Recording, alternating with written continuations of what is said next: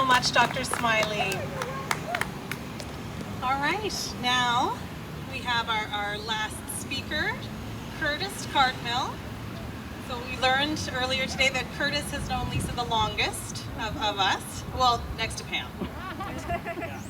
Junior high with Pam or something like that. So Curtis works in software development and project management for companies including IBM and Dell. He's now a consultant in IT and project management and HR for local businesses. So he has that business side to Lisa's vast acumen. He has known Lisa for over 25 years and was standing by her for some of her earliest political efforts. Thank you for being here, Curtis. Thank you, Martha.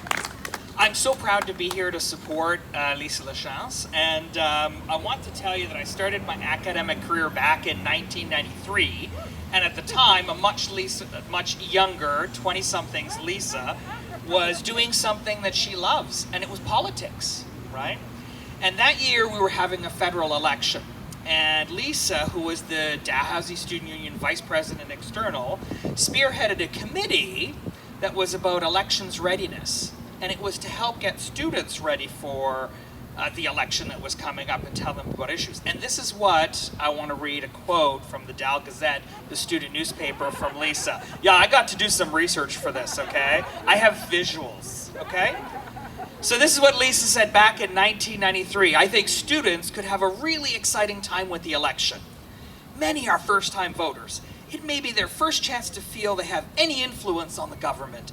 A lot of problems with post-secondary education can be addressed through the federal government. And really at the time, you know, Lisa was out front and center back then in 1993 telling students what the important issues were for them, right? And at the time it was really about federal transfer payments to the institutions, it was about the privatization of the student loan program, and it was about student unemployment. And Lisa was out there telling people telling students and preparing them for, something important in life, elections.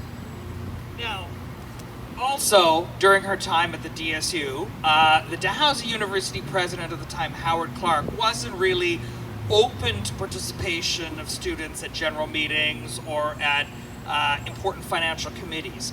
So when there was another round of particularly high tuition rates, Lisa and some other DSU organizers like Lily Jew helped organize what was known as a very unique campus protest. I'm only going to mention one of them, the Wake for the Unknown Student, okay?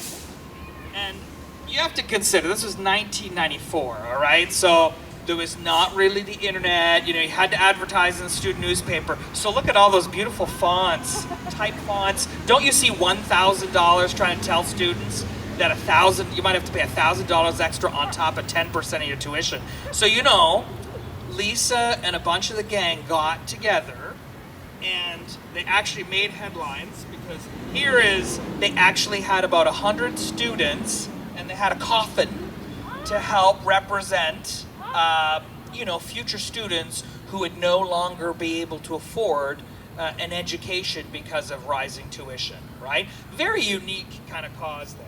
So, and I gotta go back to 1 second here. Yeah, so a few months later, Lisa won another election, and she ended up being the Board of Governors representative for the Dal Student Union and continued that work there to explain the plight of students, right? In closing, I just want to take you back down memory lane and just, tie things up and let you know, Lisa is a very authentic person, and that was said, with the first speaker, and it echoes through and through, right? This is part of her DNA. This is what she's meant to be doing. She's a great communicator, and I hope that my visual showed you that she comes up with some pretty unique ideas that you can't forget, right? That picture was on the front page of the Daily News, right? So, it really got a lot of attention because that's what we need to do. So I'm so pleased that she's going to run to be the NDP representative here for my constituency of Halifax, Citadel, and Sable Island. Thank you.